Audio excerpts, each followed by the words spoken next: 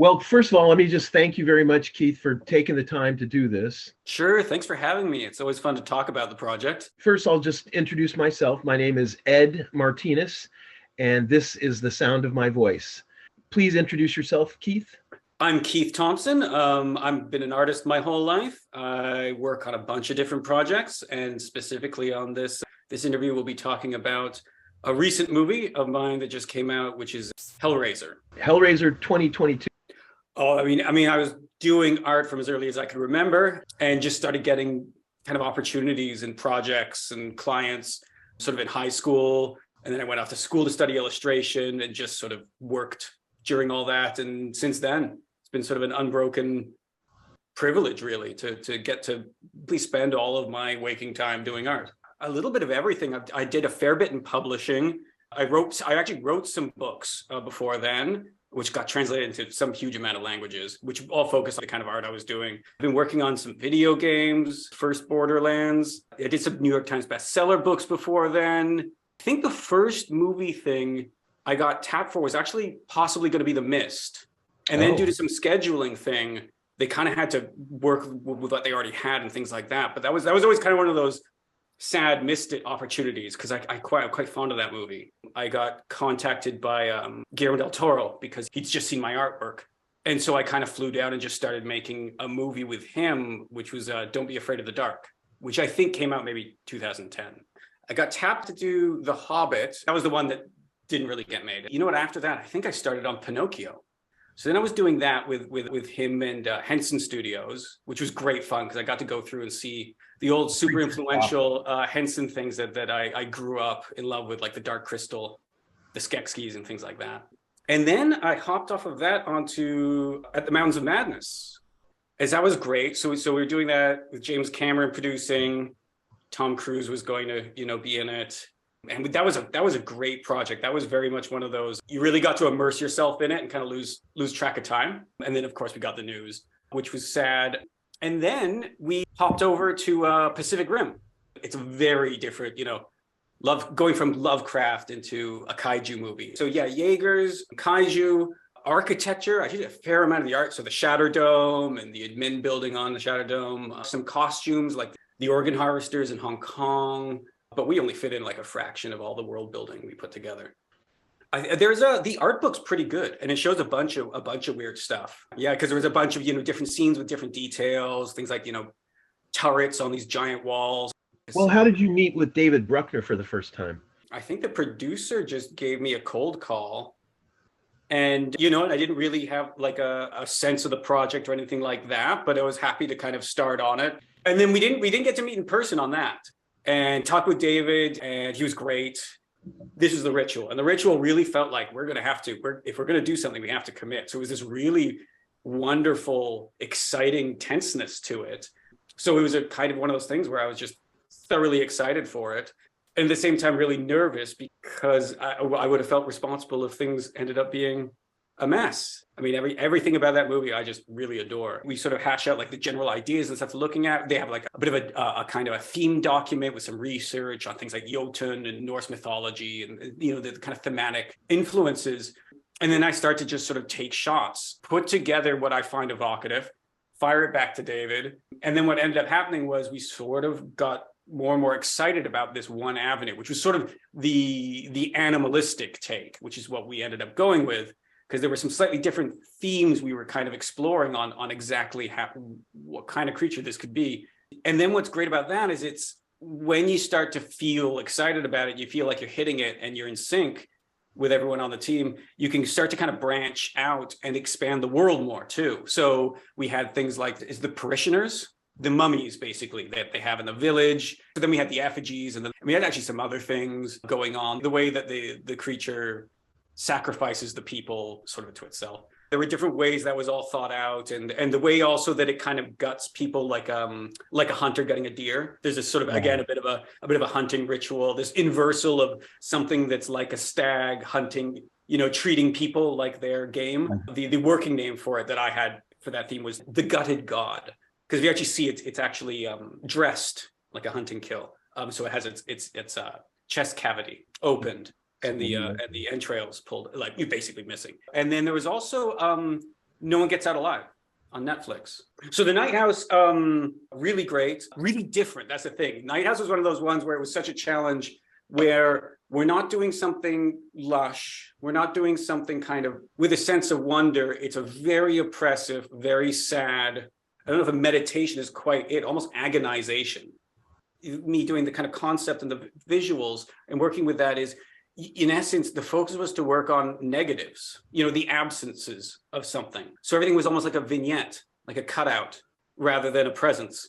So again, I was working with architecture in my work, and working with the character of the house, working with the character of the interiors, and then in essence, the major presence, the entity, is almost defined by the way the house is placed around it. So the entity isn't something that you design the hole it leaves in things. There were a lot of subtle shots and background shots of it. Any visual design, you're trying to make something which sits in the background, or you only see out of kind of the corner of your eye, or you see subconsciously, which of course means that you have a huge amount of the audience members who may just not see it. Is it true that this was somewhat of a Hellraiser film? It's really interesting. They definitely felt that. And I think, like a lot of good things, is my feel of Hellraiser is very different. Hellraiser has this kind of horror of what if you lived forever to it at its core. Whereas the Nighthouse to me says, sort of how sad it is when someone's gone, and how sad is it that if they're really gone, like completely gone. David Bruckner, but he had this wonderful thing he said when they screened the Nighthouse, where he said, I don't know if you'll find this movie scarier if you do believe in ghosts or if you don't, which is really just encapsulates such a central scariness to the theme of the Nighthouse. Two houses and them sort of being, one is one way and the other one's like the opposite, and it's like almost like a puzzle house. Yes, yeah, it was all definitely, there's a lot of recurrence of mirroring that we played with. So there's the way the moon mirrors, which I think even showed up as a motif in the poster, which was quite nice. The posters are good on that. I like those. It shows up with her staring at herself in the mirror. Even things like the water in the sink. It's key that the mirrored house is on the other side of the river. I did design on the Louvre doll, which was that weird, spooky effigy that she finds, which is based off of real things. It's named the Louvre doll because the very iconic, famous one is kept at the Louvre. But they were kind of an antiquity thing that is unearthed a lot of the kind of use of black magic by the Etruscans and the Romans and the Greeks. Basically, kind of like a classical voodoo doll, classical in the sense of the region it came from and the period. By then, David and I had been lucky enough to meet in person on some other projects. So, and I think I'd known for a little bit. There was some simmering that was Hellraiser might have been a possibility. Obviously really excited. I guess this probably started by the time the pandemic had started, so I wasn't traveling on anything, but I was at my home studio. And again, David sort of calls and sort of says, like, what do you think? We had because we sort of had these interesting early scripts, these interesting early treatments, and then the script was underway. And again, it's Ben Collins and Luke Petrovsky. Thank you. Yes, really great guys. Got to meet them too on another project unrelated to this. So I didn't actually talk to them directly on the Nighthouse or Hellraiser, but I've talked to them on other projects and had a great time with them. And so Hellraiser is one of those interesting things where we were kind of, in that case, walled off. So I would get scripts and then would evolve, and we'd sort of come up with all these wonderful different ideas. And of course, David Bruckner's the locus of all this. Did you help name them and design them as far as what they were going to do in the script and stuff?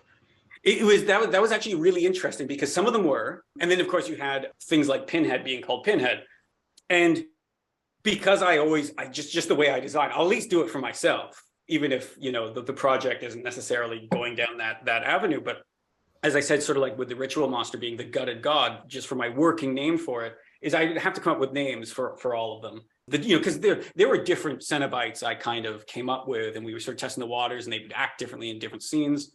And I always like to have a name for something like that. So I'd come up with these names, but it was something that I got probably too concerned with was the naming convention, especially since I don't think we did either. There was no intent to have them being named in the movie. It didn't seem like that made sense. It didn't work. My concern, one of my big hangups was, if some of them are called like Pinhead, that doesn't feel like in sync with something like Weeper or Mask. It doesn't feel like what they might name themselves or what Leviathan might name them or what they're named in even the kind of the occult studies of them that occurred in the past. I always think in the way of on the other side of things. So on their side, like in that world. So for example, what was Le Marchand naming them when he was studying them and trying to figure out how to contact them and stuff like that. So it would have to kind of, so then you get this weird kind of dissonance where I just don't see him calling one of them Pinhead.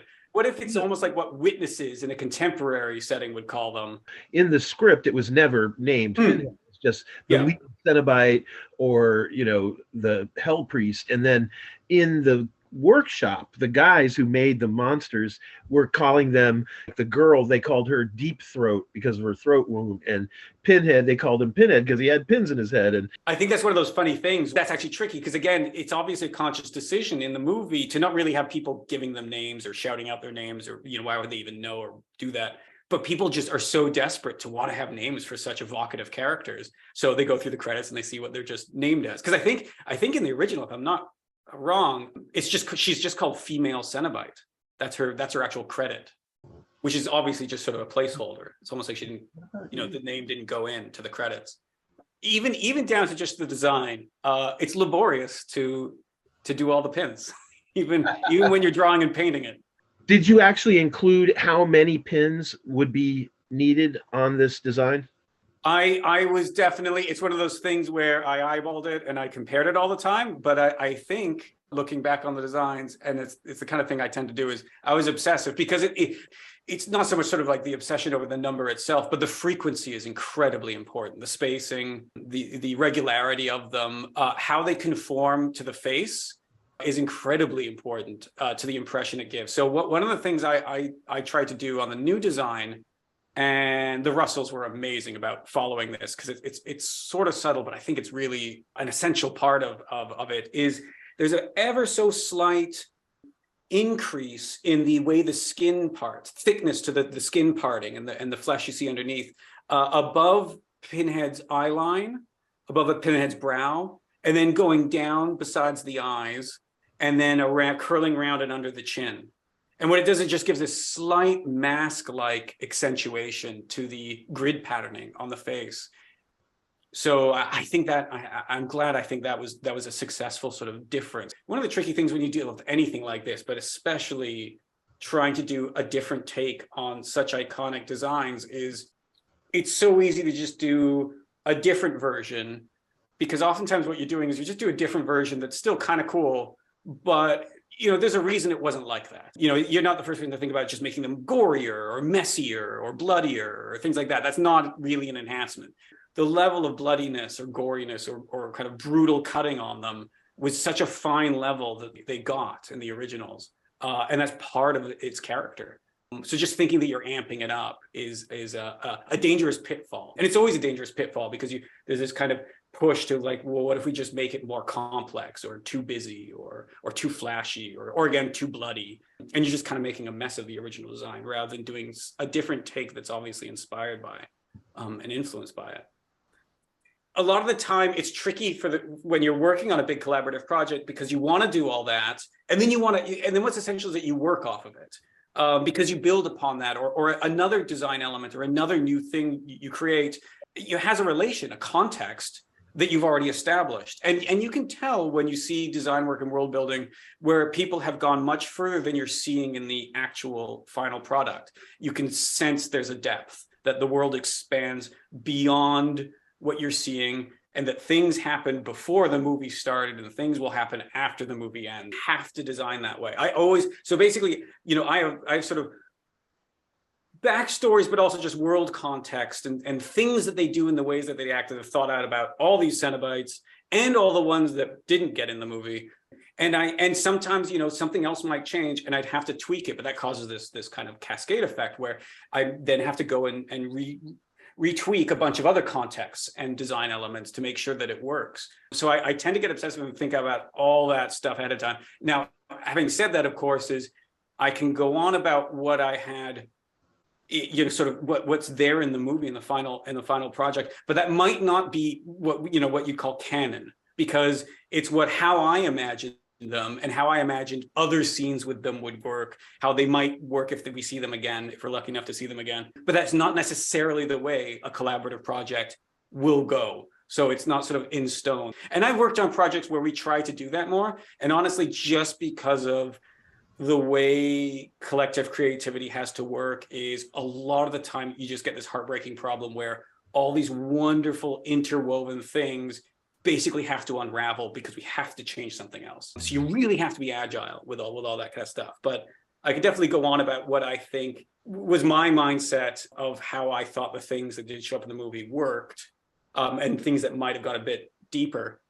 And also eventually I'll show hopefully I'll show a lot of the other weird takes, because we were really lucky on this, and David planned it out so perfectly, where we had a wonderful amount of lead up time to explore the world building, develop the way the Cenobites worked. It was a wonderful process. It just felt, again, it was a bit, Mountains of Madness had a bit of this. It just felt like there was, the urgency was all us being so eager to do our best on it, rather than, and the urgency of reality and practicality is actually fine. You have to kind of embrace it. But in this case, there was just this wonderful kind of, again, with the pandemic and everything, time sort of stopping and us being in this weird other realm, just getting to think out all this stuff and explore these different avenues. Because there were some different directions we were exploring.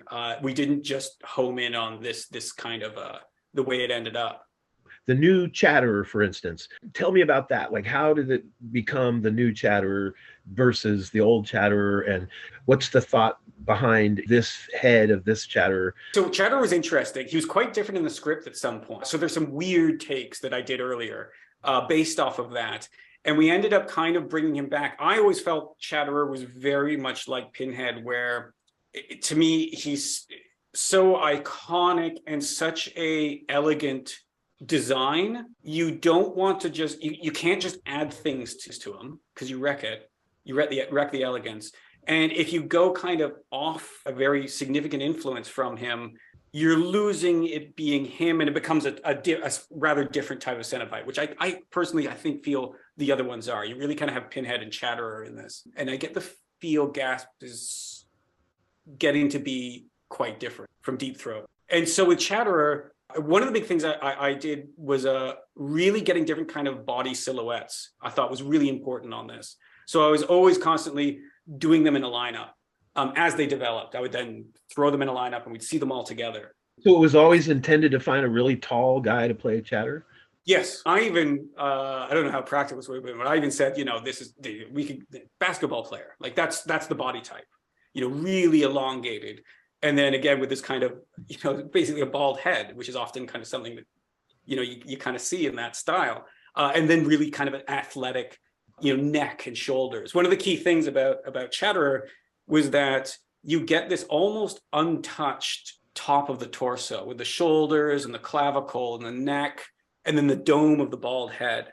And I thought it was really important in the design that that looks very human and is a wonderful kind of negative space, that doesn't have detail, doesn't have work done. It really has this sort of, if you overwork the human body on every inch, well, then it just looks like something completely new. You needed these identifiable human parts to throw the modified parts into contrast.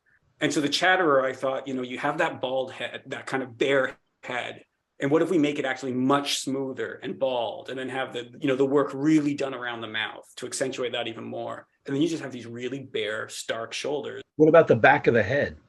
Well, so that kind of gets into a different thing, because then we're into the kind of Leviathan tech, which is, so if I'll jump into the Leviathan tech, again, with this kind of thing, you have this pitfall, this risk of what you do is you take all the wonderful design elements of the original, a source thing that you're hugely influenced by and working with. And then there's that risk, I said, sort of overcomplicating it or trying to make it too much into some other way as though that improves it. And the other thing is that you take the disparate design elements or different design elements in something, and then you try and mash them together, which is sort of like just making a mess of the meal, right? It's just taking all your favorite foods and mushing them together. It doesn't work anymore. That was a really big concern, the idea we had of involving this kind of technology, something a little bit more mechanical in them, because I didn't want to, I mean, one, just in terms of the lore, if you're working with the original lore, it doesn't really make sense that they would have a Le Marchand work, this, I think 18th century, if I'm calling that correctly, correct me if I'm wrong, 18th century French toy makers, that kind of wonderful filigreed feel they went with. So it's sort of like, well, why would that be on the other side? Why would they start having that in their bodies? You're kind of mushing two different parts of the world building together and potentially making a mess of it. But what's key is that, this is my take, again, the lament configuration and the other boxes we have in this thing, those are from the other side. So the similarity that you have in the lament configuration to Le Marchand's box is almost like, that's him approximating this other realm's patterns and meanings and cultic kind of mysticism. So it's a Frenchman's approximation, like almost like a drawing of it or sculpture of it. So it's different. It's done in a different style. And the one that's actually of Leviathan tech, is part of this kind of Leviathan corpus, this thing that exists on the other side and is then made part of the Cenobites. It's the nature of the kind of the power and the things that exist on that other side in the labyrinth. So in essence, you have these boxy configurations, these mechanical looking configurations worked into the back of the Chatterer's head. And then the implication is that the mechanisms in this are causing that distinctive teeth chattering. Yeah, that mechanism is basically induced. Again, you have certain echoes of that. So the loom in Voight is Leviathan tech because it comes from the other side. So it's doing that to Voight. There are other things in the other... what about on the Hell Priest's neck area? Yes, exactly. There's two cylinders going through her neck. And I've seen, I honestly don't think we quite thought of it this way, but I've certainly seen people speculate that it has something to do with her voice. Great. I think that works perfectly. And then you have things like the rotary cylinders on Asphyx, which are binding their arms with wires. And then obviously, as you see, they actually release at one point in the movie. You have almost like a sewing machine or tattoo needle type mechanism in the mask's forearms, which correlate with the inscribing needles that are linked on his fingers. And then again, you also have mechanisms in Weeper, which we don't actually really get to see because Weeper didn't quite go as far in terms of modification at certain points in the movie as was planned. That's Weeper. She has these metal rods going through her heels, in essence, to give her stiletto heels. So she kind of clicks along on those. It gives a wonderful posture, a wonderful gait. It makes her move differently. I mean, a lot of people speculate that she might run when she was in that full mode that I've shown, but I don't think so, not with heels. It would have been a much more elegant, almost like a crawl, a very kind of sensual but threatening type of cat crawl, but then with these sort of stiletto heels that she can still keep, considering her legs are still standing straight, even though she's able to now, with her hands, crawl along the floor. And I'm not sure the Leviathan tech actually sort of comes out in any explicit way other than sort of the ways the Cenobites act and the things they do. And then in the nature of the loom, there's a connection there. And then, of course, you have to mention that, the Leviathan tech elements, all of those motifs, essential part of that was the designer, Martin Emborg, did a wonderful job of capturing that feel of the original box. And then just, broadening out with it into all these different applications and this visual motif that then we could all work with. I hugely admire his indie game, which came out a few years ago called Echo, which I highly advise people check out if they can. Yeah, everyone needs to know about it more. Really wonderful, incredibly beautiful sci-fi game. I think it's available on most recent platforms, certainly PC and PlayStation. Always loved his work. And so when David, I think, sort of mentioned, what if we sort of edge a little sci-fi, do you think that take could work? And of course, I totally agreed and wanted to explore that. And even though going full kind of cyborg would be cool, it's a different thing, it would be a different thing. So it was always one of those things, because a key thing about the sci-fi is you have all these elements where, especially my angle was they shouldn't be aliens. And especially when Leviathan shows up, it shouldn't be a spaceship. That could be a cool movie and a different thing. But I think that's not the spirit and the feel that's right. But I wanted to approach seeing what we can evolve in that. And my key go-to was check out Martin's work on Echo. What do you think of that? It's Echo's different, but it has this wonderful measured elegance. And then when we had the production designer, Katrin Eder, who worked on the Nighthouse, she's wonderful. What ended up happening is when David says where we're going with it and all this stuff, part of her collection of things where it's like, well, you think a bit like this is Echo showed up. So we were like, we've got to see if we could get him. So we reached out, and luckily he's in Copenhagen, which was quite the extra time zone for us to all, because we were constantly having all these wonderfully exciting discussions really regularly. Again, because we had so much good time to do this design and exploration.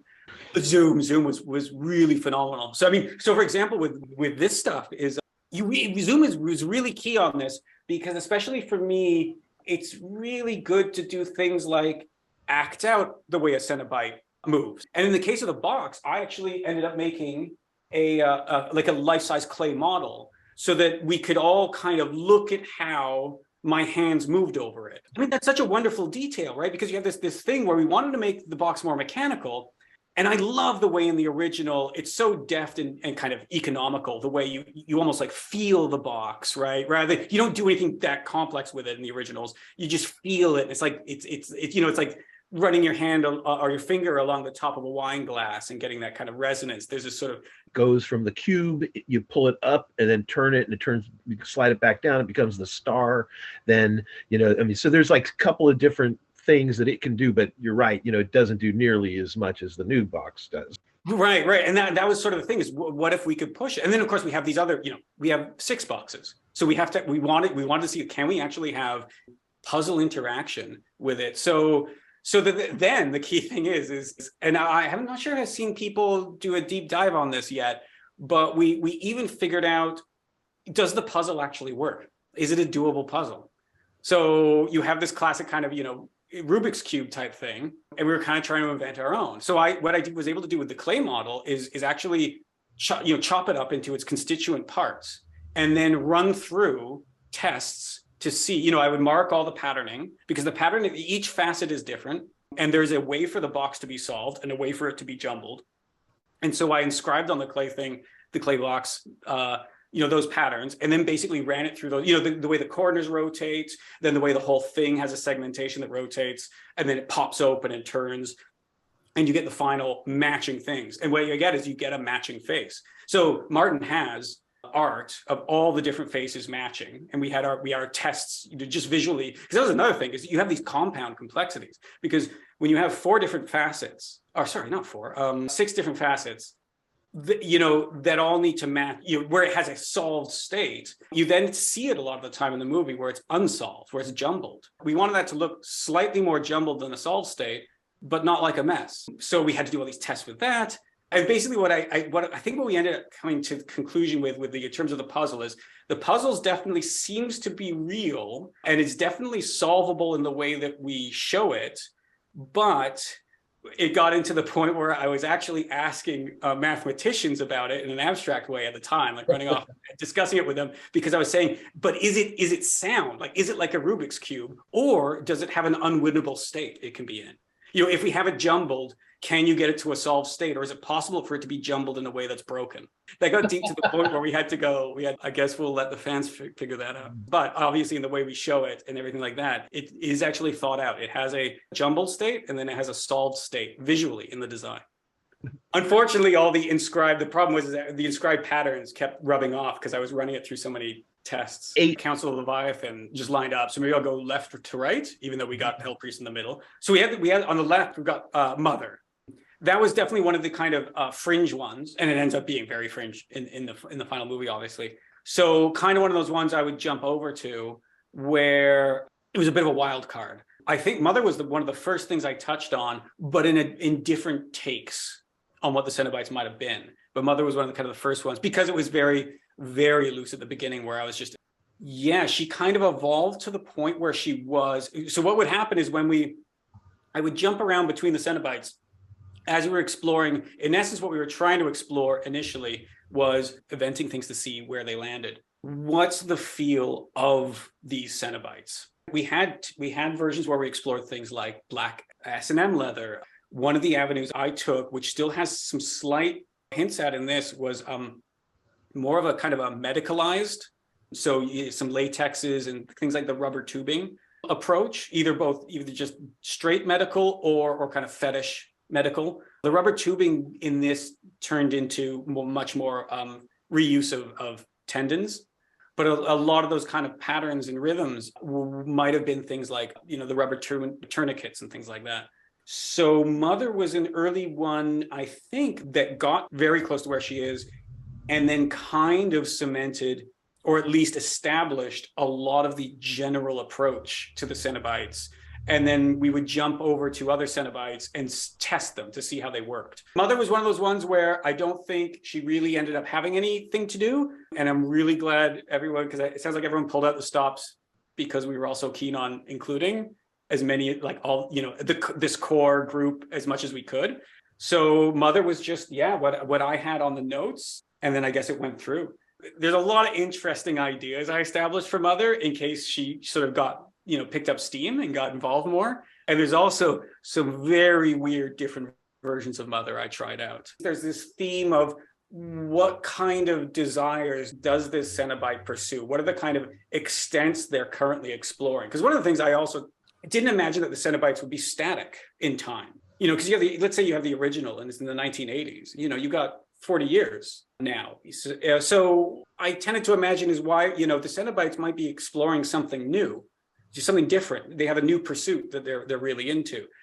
And then so I tended to have this idea of, what is their limits of sensation? And what's key is their desire. What are the desires that they're still pushing for? Mother actually had a really weird one, even though it was still Mother initially. And then it got kind of toned down into this, which is basically kind of to bear, the desire to bear young, to have a child, as being a really key, fleshy, human type of desire. You don't want to go too, let's say, monstrous with anything with the Cenobites because they need their elegance, but trying to get in the head of things that you've seen people really pursue with a deep inner passion.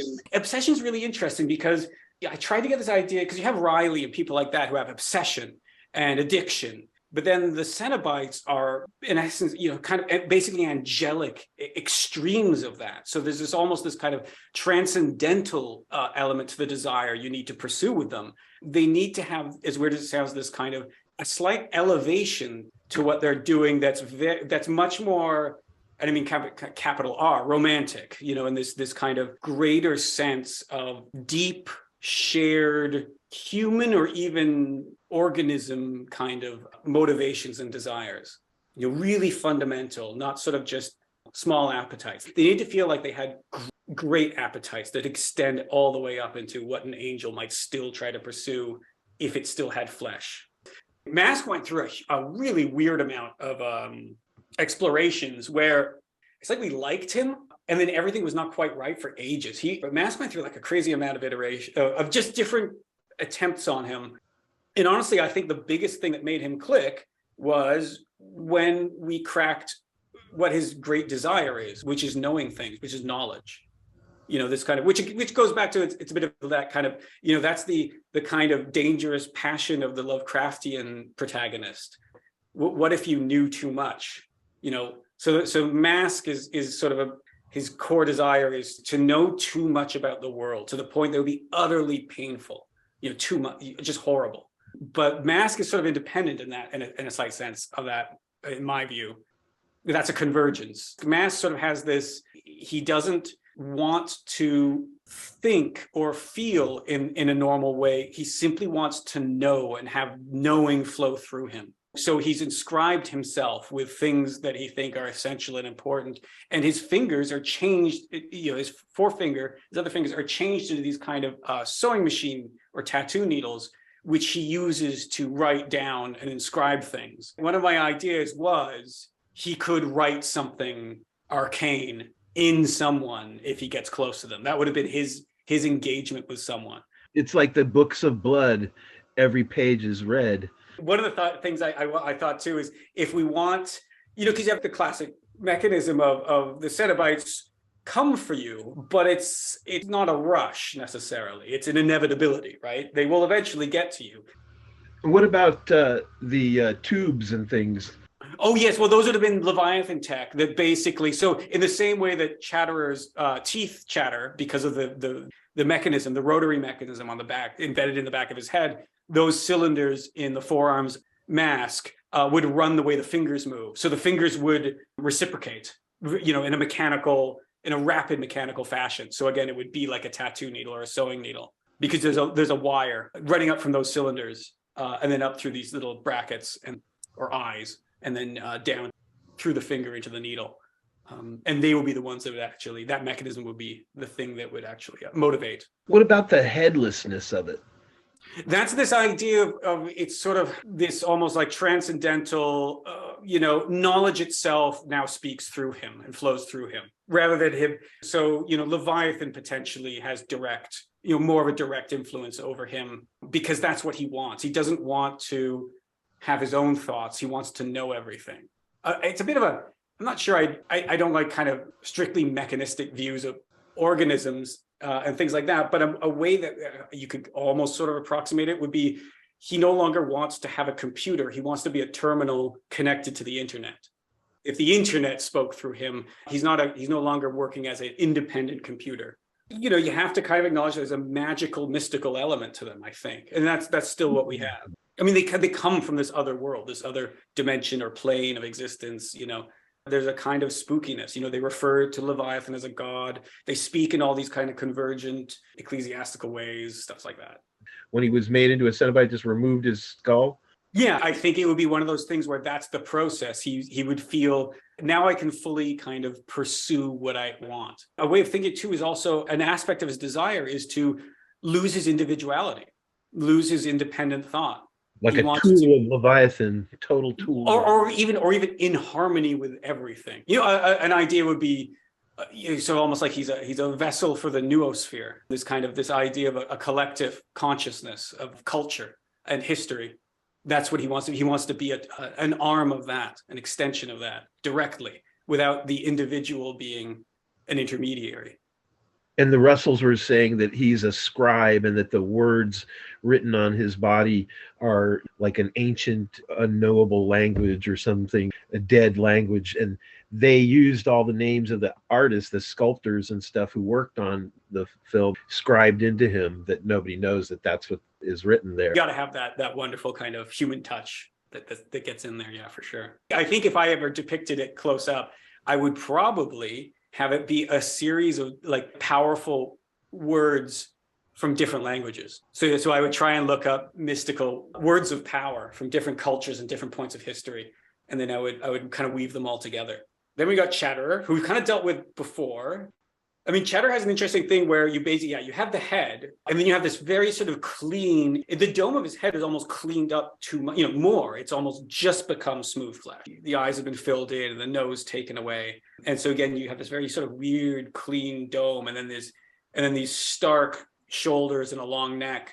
And then you kind of hit this cut line where everything below is just worked to a point further than any of the other Cenobites, like completely reworked. I get this kind of, especially with Chatterer, there's a type of physicality. There's kind of an athletic passion and desire to it. It corresponds with the way he sort of acts, but yeah, this sort of, he wanted to create, he's obsessed with the kind of the optimization of his body and the use of his body as a tool, as an extension to perform things. But of course, in this totally mad way, rather than just getting really jacked and things like that. And he actually has, I'm not sure how much it comes across, a bit like how Mask's head is hollowed out. The weirdness of Chatterer is that his core is hollowed out.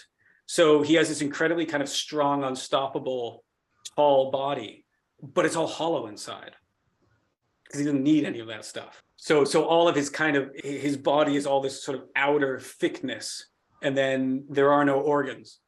There's no inner core. He doesn't want it. Wow. He wants to be free of all of that, and he's just this extension of the outer body.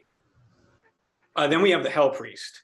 And this was probably certainly one of the first things we took a shot at, and one of the last things we settled on, which actually I think was the way to go, because you're dealing with like the icon And in a way, what we sort of did with it was probably figured out everyone else and then brought the Hell Priest along to see, does this work with the icon? It was almost like a compass.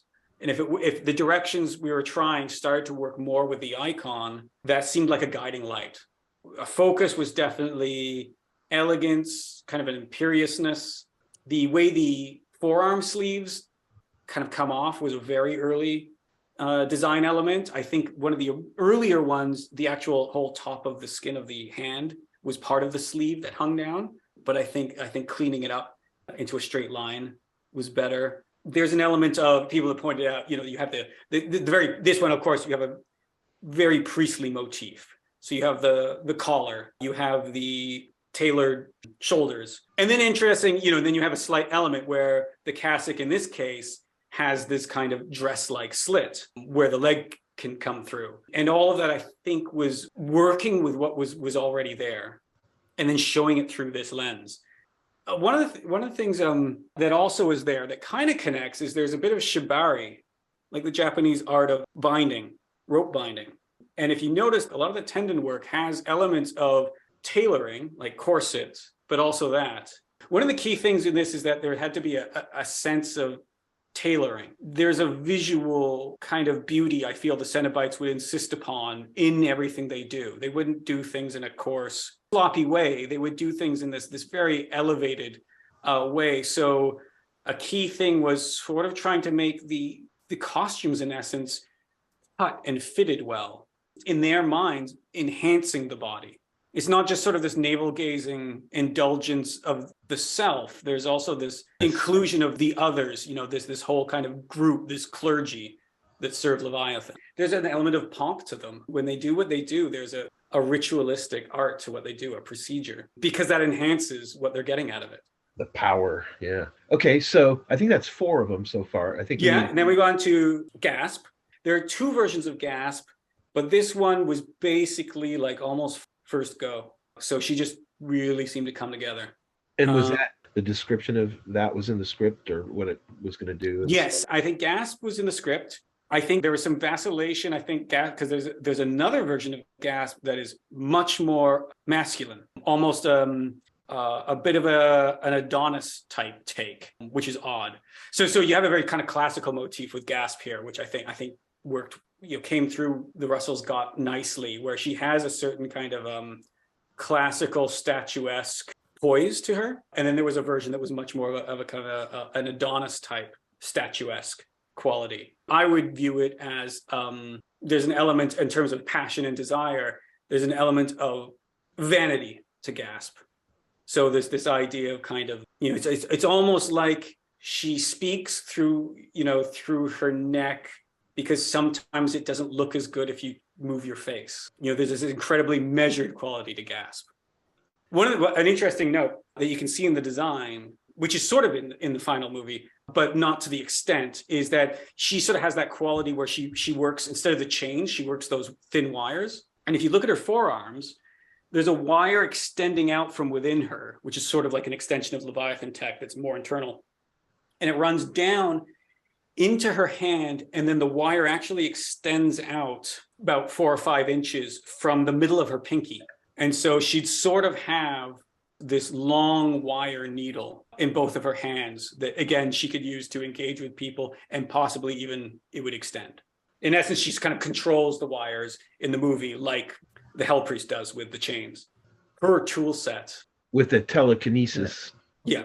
As far as the script, the description of the person who was going to be cast to play each of these characters, like Chatterer was requiring like a guy that's like a big basketball, tall, skinny guy. And so were these other ones like that as well? Like were there, okay, this is definitely petite woman, or dancer, or, you know what I mean? Was that like baked into it from the script and the description? I think that was designed. So Chatterer, I'm not sure where it's been said elsewhere. I think you might have said, or Chatterer definitely had this idea of he's like the attack dog. He's the muscle. And in the other case, there's definitely a behavior to them. I mean, the Hell Priest evolved, in its own direction. I mean, Gasp definitely had this kind of elegance to her. But again, at one point, she was much more masculine. And again, it was really, they really evolved whenever you put them in this lineup is how I followed their lead. You know, when they started to have this wonderful kind of harmonious, where they would play off of each other, but then their silhouettes would feel really distinctive. The kind of person in a very kind of a physical way would feel like a different type of person in each one would be important. I felt you had to recognize them if you just saw them in the shadows distinctly from each other, which just gives them a wonderful set of characteristics too. You know, it gives them a different character, not just a different visual motif, but that led me along ways of imagining how, you know, their passions and their desires, the weird things that they as a Cenobite are pursuing, the type of person they are as a character done through sort of visual storytelling was really a goal with this. I've honestly been thrilled to see how much people enjoy it, because it's such a challenge and it's so hard to deal with something that so many people already love, on top of trying to achieve what you're seeking to achieve artistically as well. Honestly, one of the things I'm absolutely thrilled by, and was definitely the kind of goal I had, is I have come across someone saying that, you know, that each Cenobite seems to have been someone's favorite out there, at least to some degree. I think this is one of those things where, you know, everyone was just so passionate about pursuing this. Yeah, so we got Weeper. That one I've heard so much good stuff about. Weeper turned out great. Weeper was one of those ones where I was a little worried she was excessively a challenge to pull off. You know, she's got a lot of really extenuated parts. You have the difficulty of things like the high heels we mentioned earlier, with the kind of almost literal stiletto heels going through that's already a massive challenge for the actor. It's a massive challenge for the performance. And then you have, you know, a rather elaborate headdress type work. You got those things on the shoulder. Then you got the essence, you know, one of the central themes, which is the idea of her splitting. And so there's just a lot going on with her, which is really fun, but it's one of those things where you try and make it actually work and you've kind of caused your own problems if you're not careful. So I was really, you know, focused on trying to think that through. And again, luckily everyone was just so pumped about it. And then we have that way that she splits fully. So she split in the movie, and in the way the design, she splits her hands open. That was definitely like a script thing right from the get-go. I think they split in a different way. But then as I was sort of exploring her, I just came up with this bizarre way for her to kind of catwalk while still standing straight. I mean, one of the core things in terms of the catwalk and stuff like that was almost like a dancer. And again, the sound, you know, it's like a very Cenobite thing, the sort of sound of sorrow, the sound of crying being like music. So there's a sort of almost like a musical dancer type feel to her, the same way with the body. I think Weeper is sort of that auditory, and you even have that flesh work up near her ears, you know, and then she has the sound of her own crying. And then she'd have this very kind of dancer-like approach to things in the way she moves, in the way she acts. That was kind of her angle. And then it would actually been sort of almost like a different approach in a different scene. So she has the forearm splitting, which she does in the movie. But then when her forearms would be back together, potentially in another scene either before or after, her forearms would actually be back together, and she would split from, you think about running two lines down from your collarbone down to your navel, straight through your torso, and then right through your body. And then her shoulders would basically fall out and forward down to the, you know, where her thighs are, so that her shoulders were almost down to the level to the ground, as if you were crawling. Her central trunk still stands up like, again, a very, you know, classical statues, Hellenistic statue sculptures is always an influence on me, but it was a central influence on this, so that she almost becomes at the top like those busts that don't go all the way to the shoulder, but have that kind of gracile curve down the front of the torso, in a very sort of stylized, almost costume-like way. So she would have this sort of statue bust, upper towering up now, you know, make her seem extra tall. But then the whole rest of her body would almost seem to be this kind of depraved but sensuous crawling figure on the ground coming towards you. The Russells actually had a practical plan too, and again, it got really far. They had a practical plan to do it. Did you guys storyboard this, or were there artwork designs of the different? Yeah, there's artwork which you can show, which is already out there, and it was definitely storyboarded and planned, and the Russells had their plan. So it was just one of those things. I honestly think it was really wonderful to have Mask and Mother in. And if it came down to that being the choice, I think made the right choice. Yeah, I think so. And you never know, right? Because I mean, now that Weeper exists, and you never know, that might still happen. Right. Maybe another film. It was one of those things where I actually, you never know. So I was a little cautious about showing it, but I got the go ahead. Yeah, then we have Asphyx, which was again a really core, back in the script, definitely a core figure. Who came up with the name? Asphyx was definitely an original early script name. There were some initial ideas I had for the way the Asphyx was in essence kind of choking, self-suffocating. There was kind of these slightly gas mask motifs, which we all felt pushed the application of Leviathan tech too far. It was a good example of something that started to become too cyborg. But then as we started to, unlock this language of, skin from other parts of the body being repurposed, I actually, a bit like with the box, I was obsessive about trying to see do we have the volume of skin that we are relocating? So for example, as the Asphyx is whole back and upper shoulders are skinned. So that kind of stretch of skin that then runs over the face and the head is located from there. There is, to some extent, a slight, especially with the health priest cassock, this element of, you can kind of grow and extend skin. You can kind of stretch skin over time. You get the kind of, and even living, you can get kind of, actually just think about gaining weight, your skin stretches. Or the people who grows and it stretches. Do gauges in their ears, make their ears stretch and stuff. Precisely, yeah. Or even kind of the ideas of a bodhisattva or a Buddha, where they have weights on the lobes of their ears because an implication of divine wisdom. So the body modification, again, does seem to get more mileage out of skin through stretching and kind of growing further skin. But in general, I did try to plot out as much as possible that the skin that's repurposed, it does have places where it has been removed. It should correspond generally to parts of the body that now no longer have the skin. So in that case, Asphyx, skin across the face is from that. And then you have the wires binding them completely. Again, this kind of this gesture of supplication, which plays into this sort of self-induced flagellation. And, in a kind of an older sense, in the kind of original Cenobitic sense, because Asphyx very much like a flagellant. But then, of course, you have that wonderful kind of bit where they kind of, that's it. They undo the limits, and then they just go wild. this kind of extreme, which is sort of interesting because in a weird way, having it just and doing it in this order, Asphyx is kind of the vanguard of this group of Cenobite, the first one that tends to come through and visit people. Asphyx's role is that there's almost this purposefully self-hobbled visitor. It's almost like a cat and mouse game where Asphyx is sort of the one that you'd think would have sort of the biggest problem finding someone. There's this kind of game to it, that the one that's hunting you out first before the others show up is the one that has the hardest time finding you. Asphyx's perversion is it's a purposefully self-limited Cenobite. It's definitely one of those ones where I found that because it has that tone to it, that role that it plays and what it's done to itself, I had to make really sure that it stayed in the realm of feeling like a Cenobite. I think it always had a very obvious risk of being a little bit too much like a creature from Silent Hill, which is a different tone, it's a different type of thing. The way it's kind of stumbling around and gasping and affected physically in this way. It still had to have a certain degree, I think, a nobility and an agency that a Cenobite would have. So you kind of have some elements of that with the gesture of it being in supplication or praying with its hands together.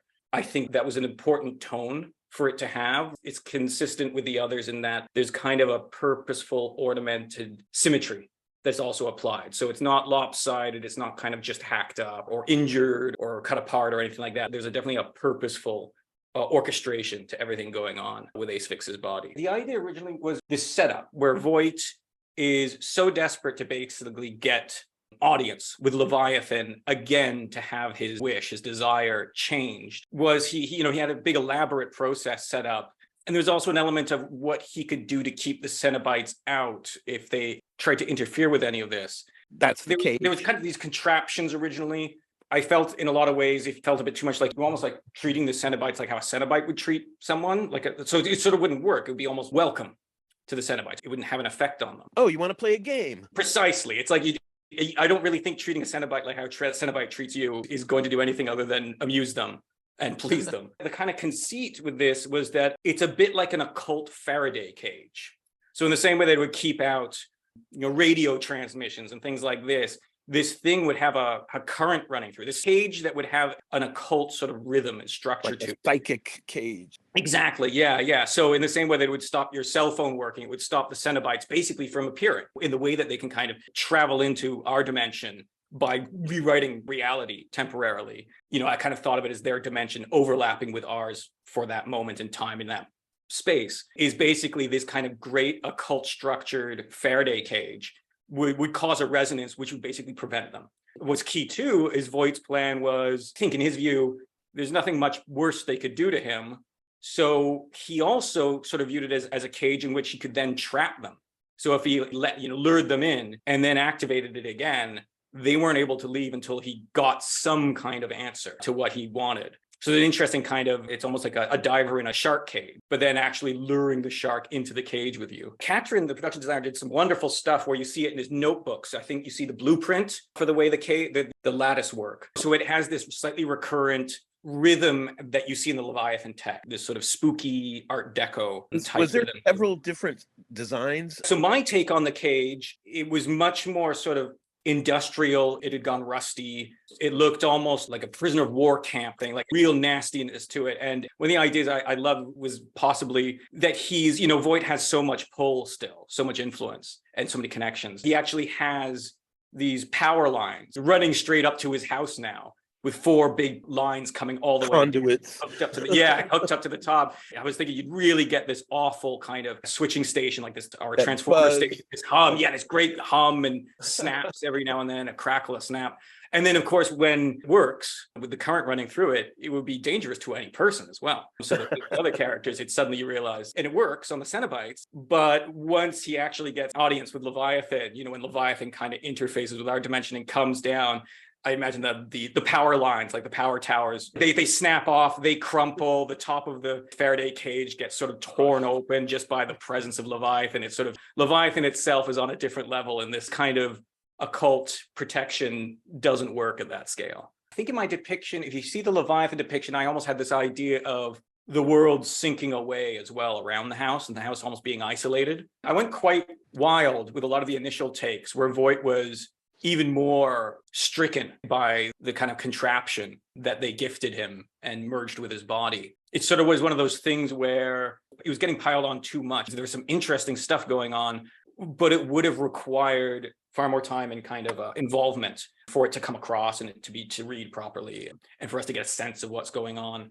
If you notice on the loom, you can see it's got these 2 hooks on the top, because one of the things I felt was he's got his jacket cut so that he can still wear his blazer. Like Frank. Exactly. This kind of, I remember that was always such a sensory aspect of the original. And the second one, this sense of that awful sense of not having skin, but then the feeling of having clothes on top is sort of still forcing yourself to wear clothes, puts you on edge, sympathizing with what the blood sensation.